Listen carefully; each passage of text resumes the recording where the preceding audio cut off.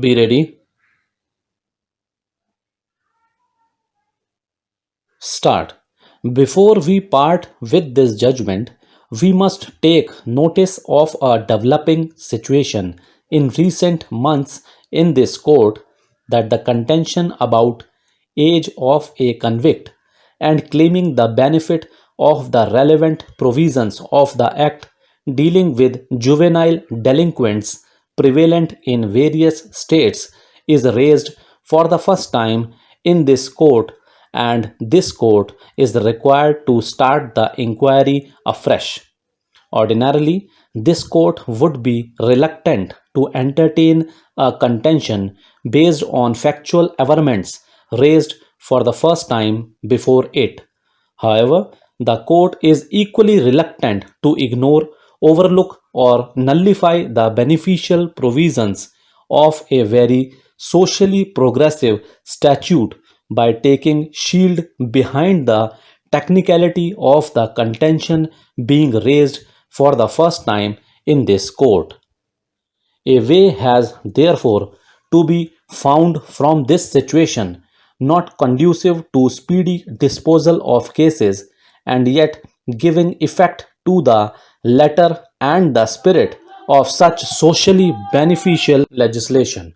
We are of the opinion that whenever a case is brought before the magistrate and the accused appears to be aged 21 years or below before proceeding with the trial or undertaking an inquiry must be made about the age of the accused on the date of the occurrence. This ought to be more so where special acts dealing with juvenile delinquent are in force.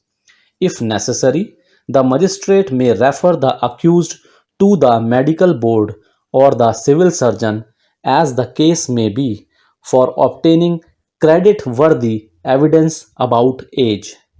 The magistrate may as well call upon accused also to lead evidence about his age. Thereafter, the learned magistrate may proceed in accordance with law. This procedure, if properly followed, would avoid a journey up to the apex court and the return journey to the grassroots court.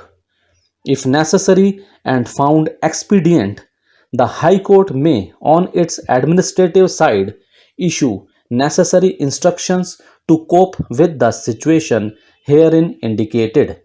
The first is that the appellant has produced a school certificate which carries the date 24/6/1960 against the column date of birth. There is no material before us to hold that the school certificate does not relate to the appellant, or that the entries therein are not correct in their particulars. The sessions judge has failed to notice this aspect of the matter and appears to have been carried away by the opinion of the chief medical officer that the appellant appeared to be about 30 years of age as on 30/4/1987. Even in the absence of any material to throw doubts about the entries in the school certificate, the sessions judge has brushed it aside merely on the surmise that it is not unusual for parents to understate the age of their children by 1 or 2 years at the time of their admission in schools for securing benefits to the children in their future years. The second factor is that the sessions judge has failed to bear in mind that even the trial judge had thought it fit to award the lesser sentence of imprisonment for life to the appellant instead of capital punishment when he delivered judgment on 12/9/1977 on the ground the appellant was a boy of 17 years of age. The observation of the trial judge would lend credence to the appellant's case that he was less than 10 years of age on 3/10/1975 when the offences were committed. The third factor is that though the doctor has certified that the appellant appeared to be 30 years of age as on 30/4/1987, his opinion is based only on an estimate and the possibility of an error of estimate creeping into the opinion cannot be ruled out. As regards the opinion of the sessions judge, it is mainly based upon the report of the chief medical officer and not on any independent material. On account of all these factors, we are of the view that the appellant would not have completed 16 years of age on the date the offences were committed.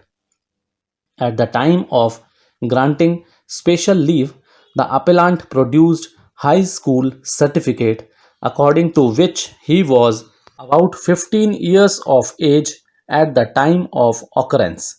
The appellant produced horoscope which showed that he was 13 years of age at the time of occurrence. So far as appellant Pradeep is concerned, a medical report was called for by this court, which disclosed that his date of birth as January 7, 1959 was acceptable on the basis of various tests conducted by the medical authorities. It is thus proved to the satisfaction of this court that on the date of occurrence the appellants had not completed 16 years of age. Thank you.